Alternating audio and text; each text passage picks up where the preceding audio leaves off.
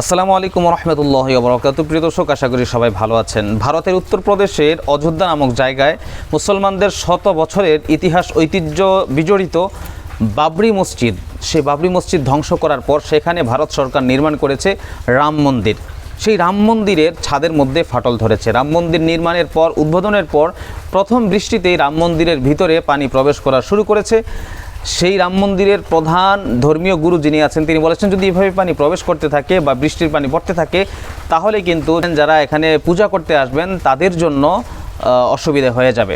দেখেন, মুসলমানদের ধর্মীয় একটা ইবাদতগাহকে, ধর্মীয় একটা জায়গাকে ধ্বংস করে তাদের ধর্মীয় জায়গাকে তারা তৈরি করেছে, কিন্তু শেষমেশ সেটার মধ্যেও একটা ফাটল তৈরি হয়েছে, সেটার মধ্যে একটা অসঙ্গতি তৈরি হয়েছে। আর এই তৈরি করেছেন কে? অবশ্যই আল্লাহ পাক। এটার একটা মসজিদ ধ্বংস করার একটা পরিণতি আল্লাহ পাক বের করে দিয়েছেন আমি মনে করি। প্রিয় দর্শক, শুধু এটাই নয়, রাম মন্দিরে যাওয়ার জন্য যে পথ ব্যবহার করা হয়, যেই পথটাকে বলা হয় রামপথ, সেই পথেও নাকি সমস্যা তৈরি হয়েছে, যার কারণে মানুষ চলাচল করতেও সমস্যা হচ্ছে। প্রিয় দর্শক, যুগে যুগে যারাই ইসলামের বিভিন্ন স্থাপনা, ইসলামের বিভিন্ন জিনিস মুসলমানদেরকে নিয়ে বিভিন্ন ধরনের চক্রান্ত করে আল্লাহ পাক রব্বুল আলামিন তাদেরকে বিভিন্নভাবে চক্রান্তের মধ্যে ফেলে দেন। আল্লাহ হচ্ছেন সবচাইতে বড় ষড়যন্ত্রকারী, উত্তম ষড়যন্ত্রকারী।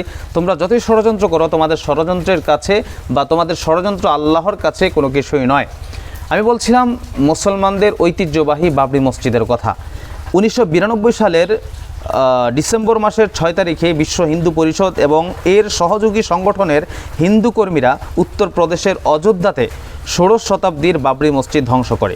হিন্দু জাতীয়তাবাদী সংগঠনগুলো দ্বারা আয়োজিত এক রাজনৈতিক সমাবেশে আগত লোকজন সহিংস হয়ে ওঠার পর ধ্বংসযজ্ঞটি সংগঠিত হয়। তাহলে বুঝতে পেরেছেন, সেই 1992 সালে মুসলমানদের ঐতিহাসিক বাবরি মসজিদ ধ্বংস করে 2024 সালে এসে রাম মন্দির নির্মাণ কাজ শেষ করে সেটার মধ্যে যখন একটু পূজা করবেন, সেই সময়ে এসে তাদের মন্দির মধ্যে ফাটল সৃষ্টি হয়েছে এবং বৃষ্টির পানি প্রবেশ করা শুরু করেছে। আপনারা ইতিমধ্যে সোশ্যাল মিডিয়াতে বিভিন্ন ধরনের নিউজ দেখেছেন।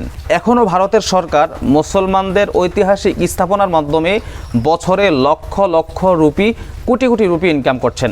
যেমন তাজমহল বলেন, কুতুব মিনার বলেন, আরও মুসলমানদের যে সকল ঐতিহাসিক স্থাপনাগুলো আছে সেইগুলো সারা পৃথিবীর মানুষ যে ভারতে দেখতে যাচ্ছে, এই মুসলমানদের ঐতিহাসিক স্থাপনাগুলো দেখার কারণে যেই মানুষগুলো সেখানে যাচ্ছে তাদের টাকাগুলো কিন্তু ভারত সরকার পাচ্ছে।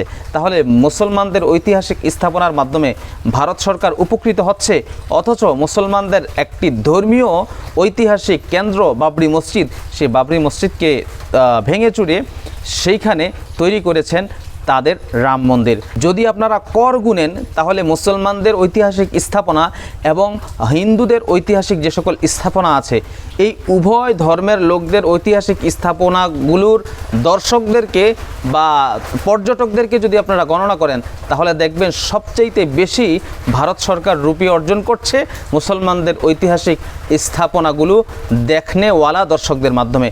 তো যেই মুসলমানদের ঐতিহাসিক স্থাপনা দেখে ভারত সরকার উপকৃত হচ্ছে, সেই মুসলমানদের ঐতিহাসিক বাবরি মসজিদ ভারত সরকার ধ্বংস করলে কেন? অবশ্যই প্রশ্ন থাকলো আপনাদের কাছে, উত্তর দিয়ে যাবেন কমেন্টের মধ্যে। আর রাম মন্দির ফাটল ধরার বিষয়ে আপনাদের মন্তব্যকে কমেন্ট বক্সের মধ্যে জানিয়ে যাবেন। ধন্যবাদ সবাইকে ভিডিওটি দেখার জন্য। আসসালামু আলাইকুম রহমতুল্লাহ।